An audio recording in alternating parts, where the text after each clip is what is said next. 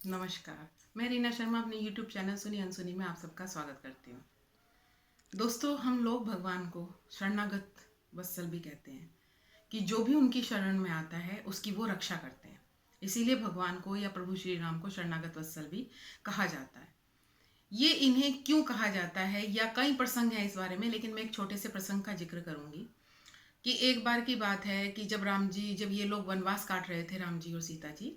तो जब राम जी और सीता जी उसमें वन में थे, कुटीर में, तो जो एक कौवा था वो उड़ता हुआ आया और उसने चीज उनके सीता जी के पैर में चोंच मार के उड़ गया। कोई बात नहीं, चोंच मार के उड़ गया। दोबारा वो आया, थोड़ी देर में उसने सीता जी के कंधे पे चोंच मारी और वो उड़ गया और वहां से रक्त की धारा बह चली। और जो वो थे श्री राम जी, वो लेटे हुए थे, तो उनके मुख पे वो खून की बूंद गिरी, तो उससे उनकी निद्रा खुल गई।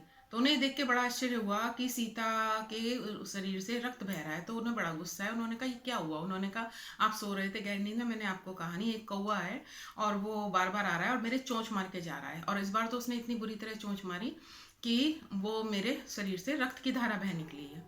तो राम जी को बड़ा गुस्सा आया और उन्होंने तुरंत ही एक जो लेटे हुए थे जिस चटाई पे, उसमें से कुश निकाला और उसमें ब्रह्मास्त्र करके ब्रह्मास्त्र का मंत्र पढ़कर उसे उस कौवे पे छोड़ दिया, जो कौवा अभी भी सामने बैठा हुआ था उनके, और वो उसी फिराक में था कि वो दोबारा आके उनको छेड़े।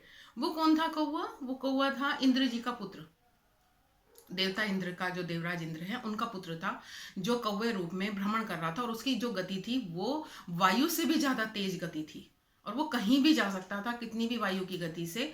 और इस टाइम उसको शरारत का मूड छुटा था सीता जी के साथ, लेकिन उसे ये नहीं पता था कि उसने किससे पंगा ले लिया है।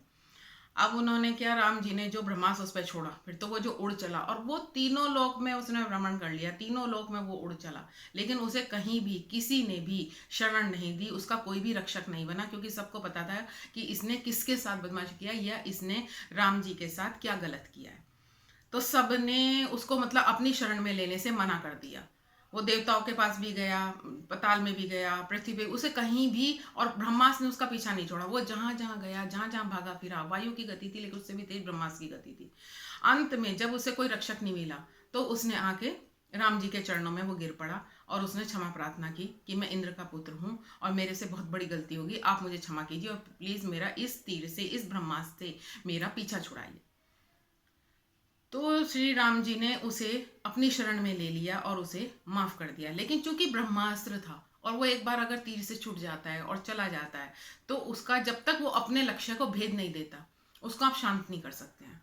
तो उन्होंने उसको ब्रह्मास्त्र से उसकी दाहिनी आंख फोड़ दी, कौवे की, और उसे मुक्त कर दिया। मतलब उन्होंने अपने जो शरण में आया था उसकी उन्होंने रक्षा की, नहीं तो उसके प्राण भी ले सकते थे, जितना उसने जैसा काम किया था, उन्हें जितना गुस्सा आया था। परंतु चूंकि उसने आके माफी मांग ली और उनकी शरण में आ गया, तो उन्होंने उसे माफ कर दिया। तो इसीलिए प्रभु को शरणागत वत्सल भी कहा जाता है कि जो उनकी शरण में आ जाता है उसे प्रभु अपना एक्सेप्ट कर लेते हैं, और उसको उसकी जितने पापों, आपको उसको पापों का अपना फल तो भुगतना पड़ेगा ही, लेकिन वो छू के निकल जाएंगे। जैसे उसकी सिर्फ दाहिनी आंख फूटी, नहीं तो अपनी जान से भी जा सकता था।